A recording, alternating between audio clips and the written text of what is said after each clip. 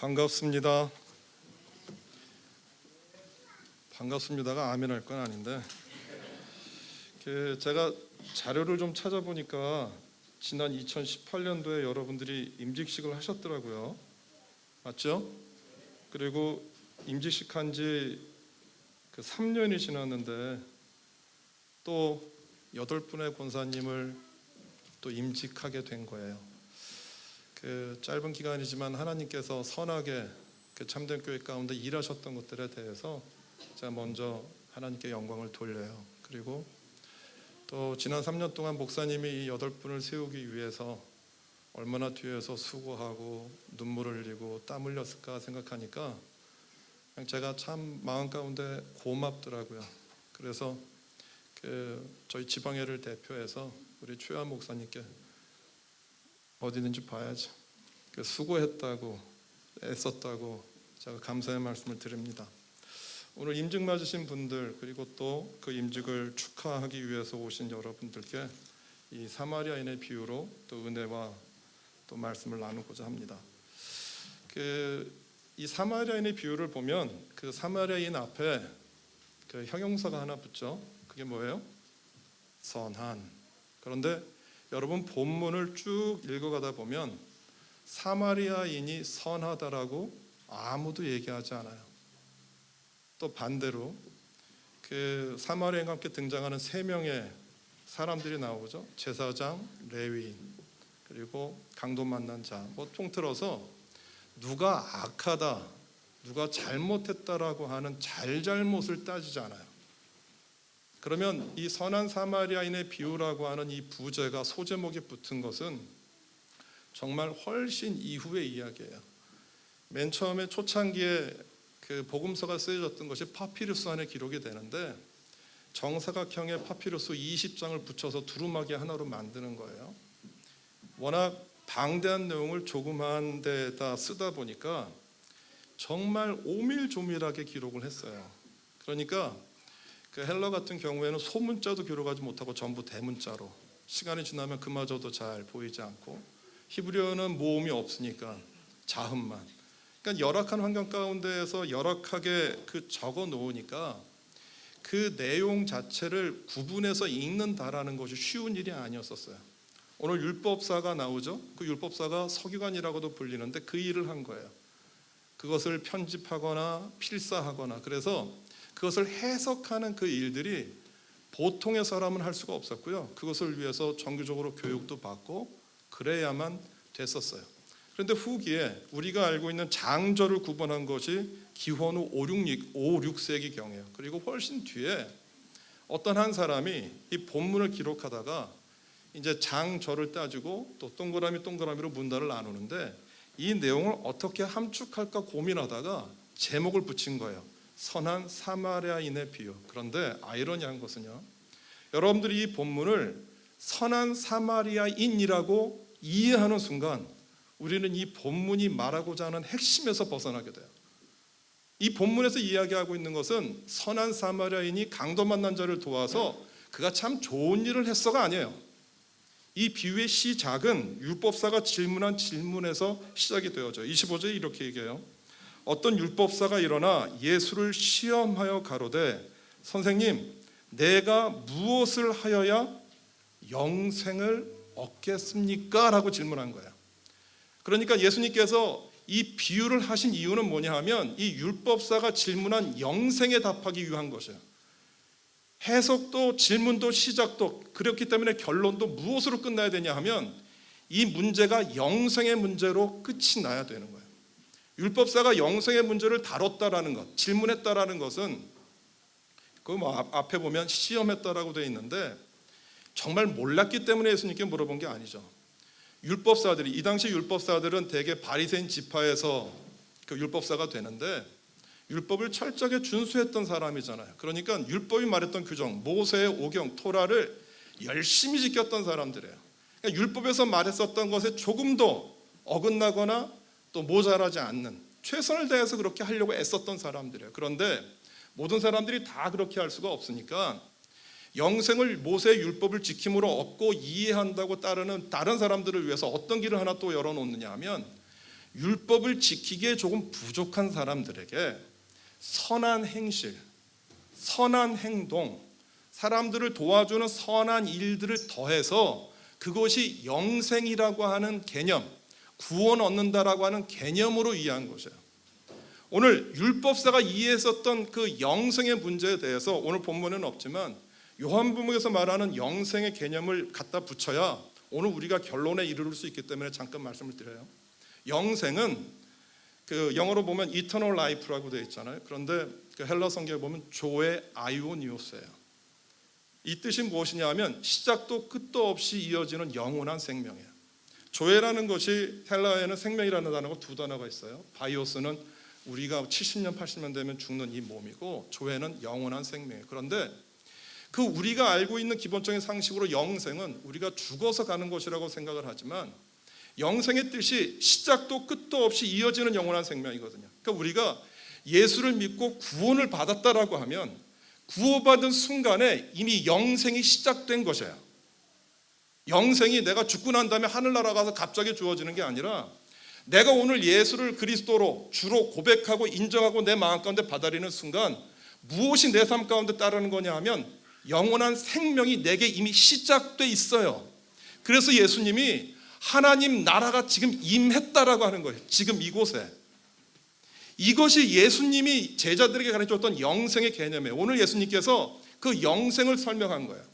그러면서 그 율법학자가 자기는 뭐 다 잘했다고 생각을 하니까 그렇게 질문한 것에 대해서 예수님 물어보시죠. 너는 어떻게 생각하냐? 너는 영생에 대해서 어떻게 생각하냐? 마음과 뜻과 정성을 다해서 주 너의 하나님을 사랑하라고 했던 그 쉐마에 있는 말씀을 그대로 얘기를 했어요. 그리고 내 이웃을 내 몸처럼 사랑해라.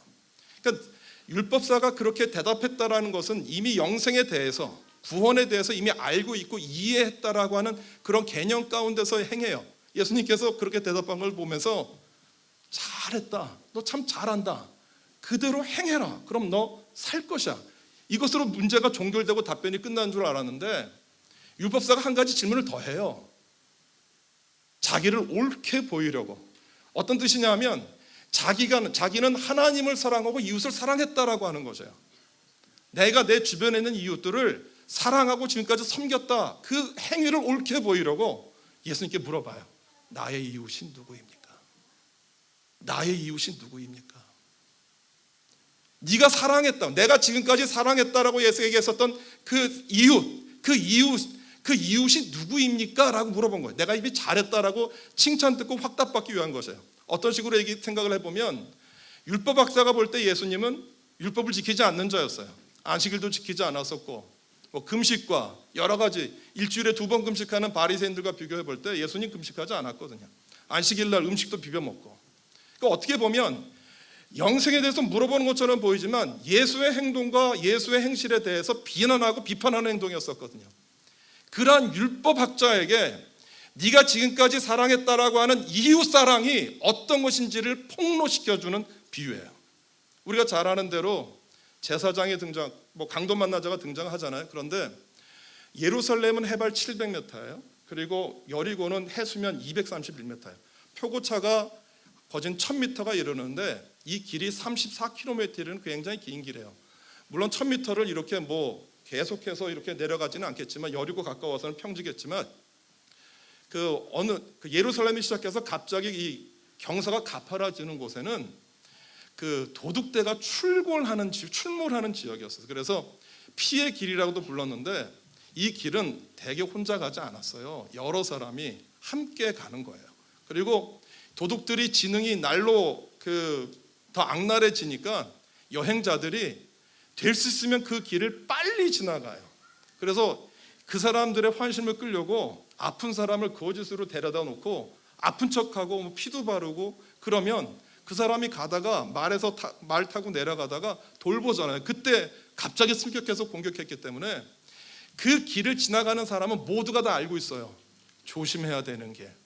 부득불하게 혼자 갔다라는 얘기는 굉장히 급한 일이 있었거나 굉장히 뭐 어려운 상황이었었던 것이에요. 그리고 대개 강도들의 목적은 사람을 죽이는 게 아니라 돈을 뺏는 거잖아요. 그런데 피를 흘려서 거지반 죽게 되었다. 하프데드라고 성경에 되어 있잖아요. 거진 죽게 되었다라는 이야기는 순순히 돈 뺏긴 게 아니거든요. 뭔가 저항하고 반항했던 것 같아요. 그래서 그 강도 만난 자가 길에서 그렇게 있어요. 그런데 그 길을 누가 지나가냐 하면 제사장과 레위인이 지나가요. 거진 죽게 된 사람인데 그 죽게 된 사람을 돌보지 않고 그냥 갔어요. 그런데 그것에 대해서 성경 어디를 봐도 비난하지 않아요. 왜냐하면 나름대로 그들이 이유가 있는 거예요. 레위기 21장에 보면 제사장에 관한 규례가 나오는데 죽은 시체를 가까이 하면 안 되거든요. 만약에 죽은 시체를 가까이 하면 여기서 주의 깊게 볼 것이 예루살렘에서 여리고로 내려가다가잖아요. 그러니까 성전에서 일을 마치고 돌아가는 것이에요. 올라가는 길이 아니라 내려가는 길이거든. 그러니까 성전에서 일을 마치고 내려갔기 때문에 시간적인 여유는 있을런지 모르지만 그가 시체를 만지면 부정하게 여겨서 다시 예루살렘에 돌아갔을 때 일주일 동안 격리된 상태에서 지내야 되고요. 제사장에게 허락되는 고기들 먹지 못하게 되거든. 어떻게 보면 자기 자신을 위해서도 그렇고 어떤 자기 신분을 위해서도 그렇고 어떻게 보면 제사장은 제사장다운 일을 하고 간 것이에요. 그 길을 제사장이 그렇게 지나갔고 레위인도 지나가고 사마리아인이 지나가요. 그런데 이게 굉장히 이례적인 것은 뭐냐 하면 예루살렘에서 여리고로 내려가는 이 길에 사마리아인들이 자주 다니지 않아요. 워낙 사이가 좋지 않았던 관계이기 때문에 저 사람이 사마리아이냐라고 인식이 되는 순간에 공격의 대상이 되거든요. 근데 어떤 목적과 이유인지는 모르겠어요. 예수님께서 비유를 하신 것이니까. 근데 그 사마리아인이 지나가다가 강도 만난 자를 본 거예요. 이 사람이 유대인인지 어떤 사람인지는 기록되어 있지는 않으나 추정상 이 사람은 유대인일 가능성이 많죠. 유대인이 사마리아인을 비하하고 좀 더 말씀을 드리면 율법사들이 이웃사랑을 얘기를 했을 때 이웃 안에 사마리아인은 포함되지 않아요. 그들이 생각하는 이웃은 유대인이에요. 이방인이지만 이방인들이 할례받고 유대인 사회에 들어온 사람들, 이 사람들이 그들이 생각하는 이웃의 개념이었거든요. 그러니까 유대인 입장에서 사마리아는 이웃이 아니라 죄인인 거예요. 그럼 그 죄인인 상태에서 자기들을 공격하는 사마리아인의 입장에서 유대인들이 좋게 보이겠습니까? 사마리아인이 젖쓰러진 사람이 유대인임을 아는 순간 이 사람은 그냥 앞섰던 제사장과 레위인처럼 지나갔으면 돼요. 그런데 갑자기 내렸어요. 그 사람을 보러 내려온 거예요. 어떤 위험이 봉착된 거냐 하면 잘못해서 만약에 이 사람을 덫을 놓은 거라고 하면 도둑에 의해서 피해를 당하고 자신도 해함을 당할 수 있는 그런 상황인데 내려간 거예요. 그리고 그를 정성껏 돌봐주었어요. 그냥 살았나 죽었나를 확인한 게 아니라 포도주와 올리브로 정성껏 치료해주고 가까운 주막에 데리고 가서 이 데나리오니까 결코 작은 돈이 아니거든요. 그것까지 맡기면서 부탁까지 하고 자기가 할 수 있는 최선을 다 한 거예요. 한 가지 질문이에요. 사마리아인이 왜 이랬을까? 사마리아인이 왜 이랬을까? 성경에는 그 강도 만난 자를 불쌍히 여겼다라고 되어 있거든요. 그에게 어떤 마음이 일어나냐면 긍휼함이 일어났어요. 피터원님, 그를 보는데 동정하는 마음이 일어난 거예요. 왜 일어났을까? 왜 사마리아인은 그냥 지나가도 되는 입장인데 왜 그 강도 만난 자기를 향하여서 죄인이라고 욕하고 자신들을 향해서 맨날 그 비냥거리는 그 유대인을 왜 도왔을까? 자기가 가지고 있는 재산을 다 가지고 있는 것들을 전부 다 지불하면서 저는 이것이 예수님께서 말씀하셨던 이 사마리아 비유의 핵심이라고 생각하는 거예요. 왜 그랬을까? 왜 도왔을까? 곰곰이 생각해 봤더니 그와 비슷한 일을 어쩌면 경험했는지도 모르겠어요. 모든 사람들이 다 지나가는데 강도 만난 자를 사마리아인이 도왔다고요. 이게 사마리아 사람 그 사람의 자기의 생각이었겠습니까? 저는 그것이 사마리아 사람의 생각이 아니라 그에게 그를 볼 수 있는 눈을 열어준, 그를 불쌍히 여기는 피토원임 할 수 있는 그 하나님의 마음이 그에게 임했다라고 저는 생각이 되어져요. 여러분, 우리가 사랑해야 되는 이웃을 내가 결정하는 줄 알아요. 여러분들이 도와주고 여러분들이 섬기고 사랑해야 되는 이웃이 누구입니까? 어떤 사람이 여러분들의 이웃입니까? 내 주변에 있는 사람들, 내가 만나는 사람들. 이웃을 사랑할 수 있는 결정권이 나에게 있다고 생각해요. 근데 예수님께서 뒤에 하반부에 가서 그렇게 이 율법학자에게 질문을 하죠. 뭐로 질문하냐 하면 너의 이웃이 누구냐라는 질문 더 이상 하지 않아요. 강도 만난 자의 이웃이 누구냐라고 물어봐요. 너의 입장에서 이웃이 결정되는 게 아니라 네가 저 사람은 죄인이고 이 사람은 죄인이 아니기 때문에 이 사람은 돕고 이 사람은 돕지 않아도 된다라고 네가 판단하는 게 아니라 지금 너에게 도움을 요청해 오는 그 사람, 강도 만난 사람의 입장에서 이웃은 누구냐라고 하는 것이에요. 그런데 우리가 사는 뉴질랜드 안에서 이렇게 피 흘리는 사람들 보면 돕겠어요. 그런데 뉴질랜드라는 사회가 피 흘리는 사람을 길에 방치하지 않잖아요. 길가에 쓰러진 개도 와서 돕더라고요. 보니까 신고만 하면 뭐 언제든지 다 달려. 그럼 우리에게 있어 뭐 사마리아인은 강도 만난 사람을 봤다 쳐요. 그럼 우리에게 있어서 그 강도 만난 사람이 어떻게 보이겠느냐라고요. 강도 만난 사람들이 우리 눈에 어떻게 띄일까요? 여러분, 예수 그리스도를 믿으면 우리가 생각하는 것처럼 이 땅에서 행복한 삶이 찾아옵니까? 예수를 오래 믿으신 8분의 권사님들 그리고 신앙생활을 하는 우리 모두에게 질문합니다. 여러분들이 예수님을 열심히 믿고 따라갔더니 항상 축복과 은혜와 선물과 잘 되는 일만 벌어지던가요? 안 그래요. 전 이런 말 더 많이 들었어요. 나 예수 믿었더니 쪽박 쳤다. 나 예수를 믿는 순간부터 내 인생에서 되는 일 하나도 없었다. 그럼 또 누가 그래요? 너 잘못 믿어서 그래. 그래요? 아니에요. 여러분, 예수님을 믿는다라는 것, 구원이 내 삶 가운데 임한다라는 게 뭐예요? 제가 많이는 살지는 않았지만 제 인생에서 되돌이켜 보니까 내가 예수를 믿는다라는 것은요, 내 안에 있는 죄성이 날마다 폭로되는 거예요. 제가 예수를 믿고 오랜 시간 지나오는데 이 정도 예수를 믿고 따랐으면 이제 내 마음쯤은 다스릴 수 있을 것 같은데 안 다스려져요. 내 안에 있는 이 죄성과 죄된 성품이 날마다 내 속에서 올라와요. 그 죄를 대할 때마다 내가 정말 깜짝깜짝 놀라요. 얼마 전에는 어떤 일로 물건 하나 차려 갔는데 굉장히 비싸게 물건을 차지한 거예요. 내 생각보다. 그 앞에 김진호 목사라는 편말이 붙어 있었어요. 근데 거기다 대고 막 항의를 하더라고요. 제가 돌아오는 길에 그냥 줘도 되는 돈인데 못 참겠는 거예요. 내 안에 약하고 연약한 성품이 끊임없이 올라와요. 그런데 여러분, 이것이 안 올라오면, 내 안에 있는 죄성이 날마다 내 삶 가운데서 폭로되지 않으면 우리는 어떻게 되는지 아세요? 자동적으로 교만해져요. 내가 뭐가 된 줄 알고 내 안에 주어져 있는 내 통장 잔고와 내 손에 들려진 능력이 나인 줄 알고 착각해요. 여러분, 우리가 예수님을 따라간다는 것은 주님의 십자가를 내가 지는 것이거든요. 주님의 십자가를 진다는 것은 주님이 피 흘리시고 살이 찢겨졌던 것처럼 내 삶 가운데 죄와 싸우는 삶이 내 삶 가운데 날마다 일어난다라고요. 여러분, 그 삶을 싸우는 사람들을 그 사람 입장에서 보면 피가 나요.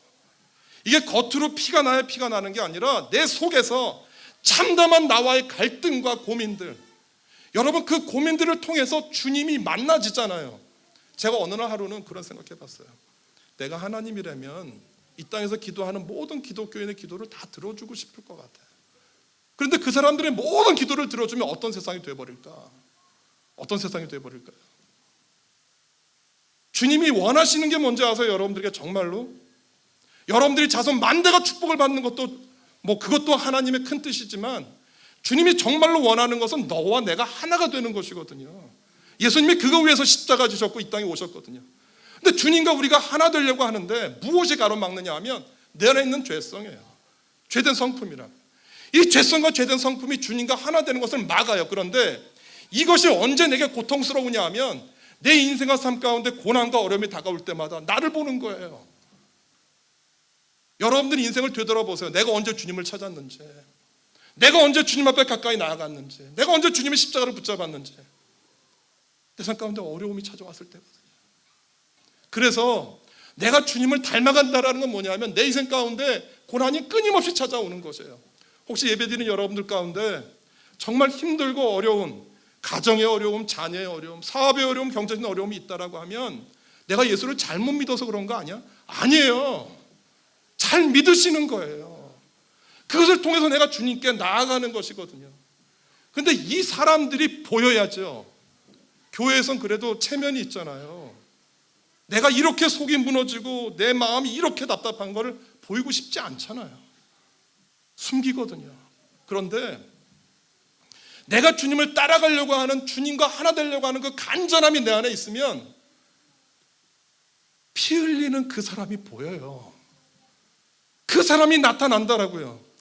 저 사람이 얼마나 참담할까 보인다고. 얼굴은 웃고 있는데 화장을 잘 해서 속에 있는 김이나 잡티 하나도 안 보이는데 저 안에서 울고 있는 저 사람들이 보인다라고요.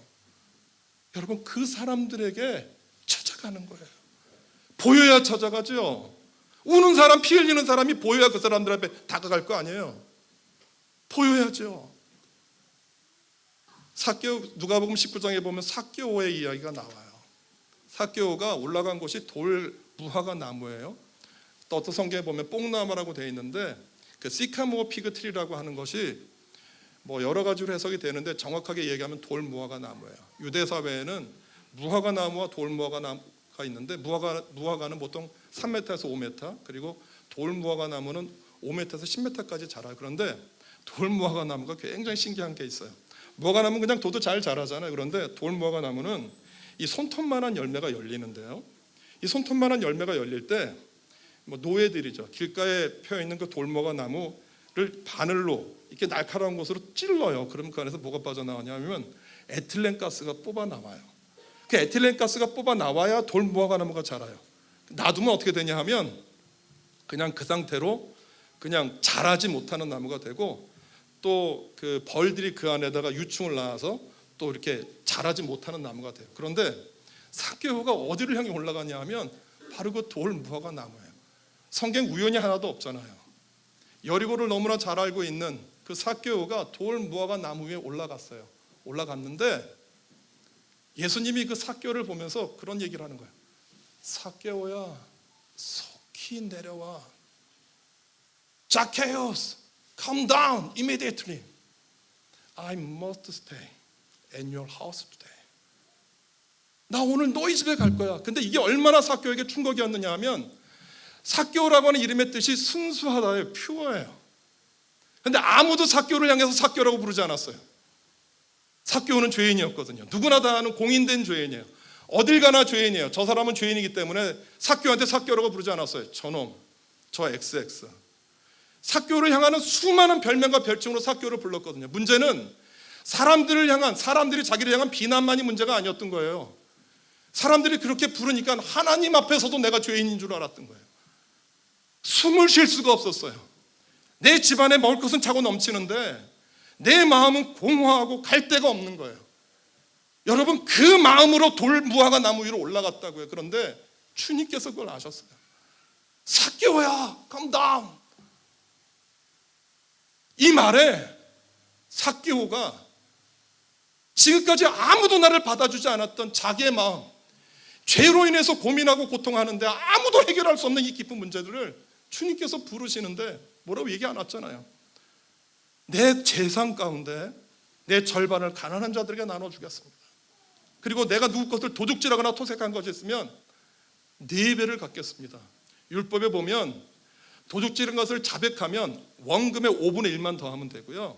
자백되었어도 다른 사람에 의해서 발각될 때만 2배, 4배를 내야 되거든요. 오늘 삭개오가 무슨 얘기를 한 거냐 하면, 아무도 나를 향해서 삭개오야 내려오라고 얘기하지 않았던 그 순간에 예수님이 자기 이름을 불렀던 거예요. 그랬더니 삭개오에게 누가 보였느냐 하면 내 물질을 나눠야 될 이웃이 보인 거예요. 여러분, 내 죄가 주님 앞에 발각되어지는 순간 내가 하나님 앞에서 어떤 사람이라는 것, 내가 하나님 앞에서 아담아라는 것, 더스트 티끌이라는 사실을 알게 되는 순간에 내가 사랑해야 될 이웃이 내게 들어와요. 그 사람 사랑하는 거예요. 여러분들이 가지고 있는 이성으로 사랑하면 이상해요. 그 끝엔 꼭 내 자랑이에요. 내가 잘나서, 내가 똑똑해서, 내가 너를 도울 만해서. 이거 아니거든요. 주님이 내 안에 있는 죄가 폭로되고 내가 하나님 앞에서 어떤 사람인지 알게 될 때 피 흘리는 사람들이 보이기 시작해요. 오늘 8분의 권사님으로 치유하는 그 8분의 권사님에게 이런 부탁드려요. 여러분들이 앞으로 열심히 교회를 섬기시고 충성하실 거예요. 잘 하신 거예요.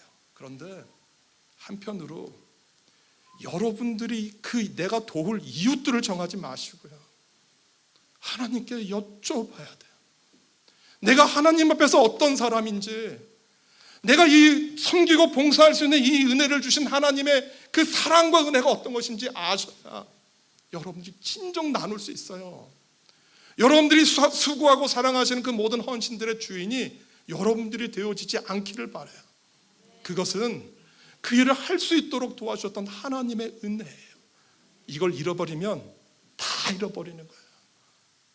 그 은혜가 여러분들 안에 있기를 바라고, 여러분들의 그 섬김이 참된 교회 안에, 겉은 울고 있지만 젊은 분들이 많은데 젊은 사람들 고민을 엄마들이 알기는 어렵겠죠. 그런데 제 아들하고 가끔가다 얘기하면서 보면 저희 아들 또래 같은 분들 많아요. 치열하더라고요. 기도하셔야 돼요. 내가 그들을 어떻게 도울 건지, 내가 그들을 위해서 어떻게 섬길 것인지 돕고 나누어서 여러분들의 섬김과 봉사가 정말 주님 안에서 은혜로운 것들이 되어지길 바라요. 그것이 뭐라고요? 그렇게 여러분들이 그 사랑을 나누는 것이 뭐라고요? 그게 영생이에요. 예수님이 이 얘기하신 거예요. 내 죄가 폭로되어서 하나님의 은혜가 내게 임할 때 그 은혜를 가지고 똑같이 피 흘리고 있는 사람들을 찾아가는 것, 이게 영생이라니까요. 이게 이웃사랑이에요. 그 사랑과 은혜로 섬기고 사랑하는 귀한 교회가 되어지기를 바라고요. 또 하나 바람은 참된 교회에서 유명한 권사님들 되시는 건 맞는데 밖에서도 그렇게 되세요. 교회 밖에서 권사라는 직함 받지 않아도 되잖아요. 참 괜찮은 자매님, 참 괜찮은 그리스도인, 나의 아픔과 눈물을 같이 나눌 수 있는 권사님, 그런 은혜가 참된 교회 가운데 임하기를 주님의 이름으로 소원합니다. 기도하겠습니다.